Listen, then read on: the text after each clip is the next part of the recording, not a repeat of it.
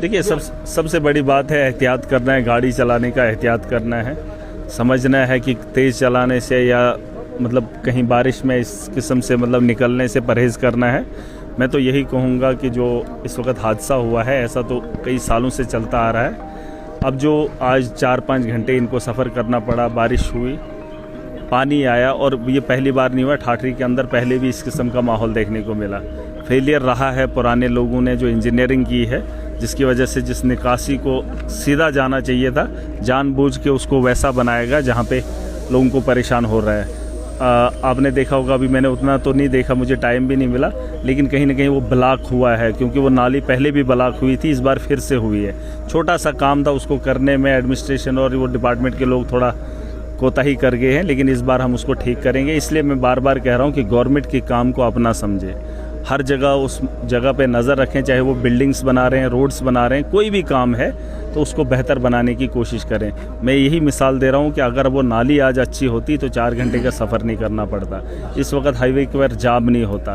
तो ये चीज़ें जो हैं जो हम ठीक कर सकते हैं, और जो होना है वो तो हो जाएगा, लेकिन जो हमारे हाथ में उसे कम से कम हम बेहतर कर सकते हैं। जीएमसी में आपका विजिट हुआ और लोग बताएंगे, अब मैं तो आता जाता रहता हूँ बीच में महीने 2 महीने के बाद, डेली में के हिसाब से अगर बदलाव है तो यकीनन बेहतर है, वरना हमारे आने से अगर बदलेगा तो उस बदलाव को मैं नहीं मानता हूँ। मैंने कहा कुछ चीज़ें हमको करनी है, आवाम को करनी है, और कुछ चीज़ें यहाँ के एडमिनिस्ट्रेशन को करनी है। कुछ चीज़ों की जो कमी है उसको पूरा करने की हम कोशिश कर रहे हैं। जब मैं पीछे आया था हफ्ता एक पहले, यहाँ पे डायलिसिस की वो मशीनरी काम नहीं करती थी, उसके बाद हमने उस पर काम करवाया, आज डायलिसिस की वो मशीनरी काम कर गई। कुछ चीज़ों की और भी कमी है, उसको भी पूरा करेंगे। लेकिन मैंने कहा यहाँ पर जो गंदगी फैलाने का काम हम लोग कर रहे हैं, नज़र हम सबको रखना है, क्योंकि मैं MLA हूँ, मैं जिम्मेदार नहीं हूँ, यहाँ का हर आदमी, हर नागरिक जिम्मेदार है। अब हर जगह तो महराज पहुँच नहीं सकता है, तो यहाँ पे अब ट्राली का मसला था, व्हीलचेयर का मसला था, अब रोज़ बोलते हैं टूटती हैं, वहाँ पर है नहीं टूटी फूटी, लेकिन जो है उनका ख्याल भी हम ही को करना है, तोड़ने का काम हम ही लोग करते हैं, है ना।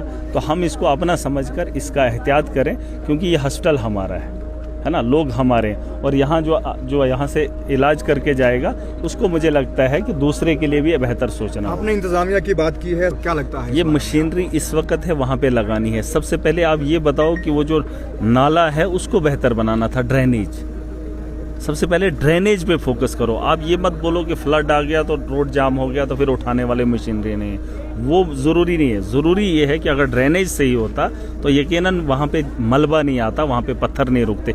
जब इतनी दूरी से उन्होंने रास्ता अपनी नाली से ही निकाला, फिर रोड वाली साइड हाईवे पे उसको ब्लॉक कैसे हुआ? क्योंकि वो फेलियर रहा है, उन्होंने वहाँ पे काम नहीं किया है। और इसके लिए जो ऑलरेडी हमने, मुझे तो लगता है इस बार उस चीज़ की प्रॉब्लम नहीं होनी चाहिए।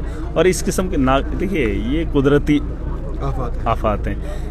मैं कह रहा हूँ कि हमें खुद को बचाने के लिए इंतज़ाम करना है, ऐसा नहीं कि हम उसको रोक सकते हैं, लेकिन उसका इंतज़ाम कर सकते हैं। जैसे मैंने कहा वहाँ पे ड्रेनेज जो है बेहतर किया जा सकता था, ये बात अलग है, अगर वो ब्लॉक होता फिर बात अलग थी, लेकिन वो ड्रेनेज सिस्टम वहाँ सही नहीं है, जिसकी वजह से ये मुश्किल आए। और यहाँ जो हालात 4 घंटे का बना, एक्सीडेंट भी हुआ और उनको भी फिर इमरजेंसी में वहाँ पर बाईपास करना पड़ा, ऐसे वैसे जहाँ 1 घंटे का सफ़र था, आधे घंटे का सफ़र था, उसे इतना लंबा। विधायक हैं यहाँ पर, तो आपको पहाड़ी इलाका है, कुदरती चीज़ है, तो कोई चॉपर सर्विस यहाँ अगर ऐसे मामलों में हो? देखिए रात का समय, अभी देखिए जब मुझे PSA लगा था तो तब वो जो मेरा डोजर था वो बाद में आया था, पहले मुझे उठाया था। वही मैंने डॉक्टर्स को कहा था, कहते हैं हमको वो लिखत में बनाना पड़ता है। मैंने बोला पहले बंदे को ले लीजिए, वो बाद में उनके साथ भेज दीजिए, क्योंकि कुछ चीज़ें जो हैं ज़रूरी हैं। आप यहाँ करेंगे चापर की बात, मुझे नहीं लगता रात के टाइम चापर आ सकता है, तो दिन की बात करें। फिलहाल तो जो हालात हैं उस पर बात करें, और चापर को लेकर ये सरकार का काम रहता है। बहुत बुरी हालत है, सफाई कर्मचारी स्ट्राइक पर है,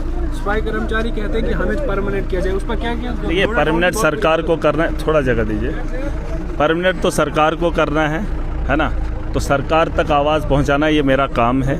मैंने उनको कहा था कि आपका MLA आवाज़ उठा रहा है, एक MLA उन लोगों की आवाज़ ताकत से उठाएगा और उठा भी रहा है। यहाँ पर उनको स्ट्राइक बंद करनी चाहिए। जिन जगहों पे जहाँ के MLAs उनके हक की बात नहीं करते हैं, या सरकार में बैठे लोग सरकार के वो लोग काम नहीं करते हैं, या उनकी बेहतरी के बारे में कोई पॉलिसी नहीं बना रहे, वहाँ उन जगहों पे स्ट्राइक करनी चाहिए। अब अगर डोडा के मुलाजिम यहाँ पर स्ट्राइक करेंगे तो इससे मेरी आवाम परेशान है। तो मैं चाहता हूँ कि अगर आपका एमएलए बोल रहा है तो यहाँ पे स्ट्राइक आप ऑफ कीजिए, ताकि जब आपको बाहर की वो जो आपकी ऑर्गेनाइजेशन होगी, कमेटी होगी, वो आपको पूछेंगे कि आपने वहाँ पे स्ट्राइक क्यों नहीं की, तो आप बता दीजिए कि वहाँ का एमएलए हमारे लिए बात रखता है और सरकार तक बात पहुँचाएगा। ये बंद अगर कर रहे हैं किस लिए? सरकार तक बात पहुँचाने के लिए।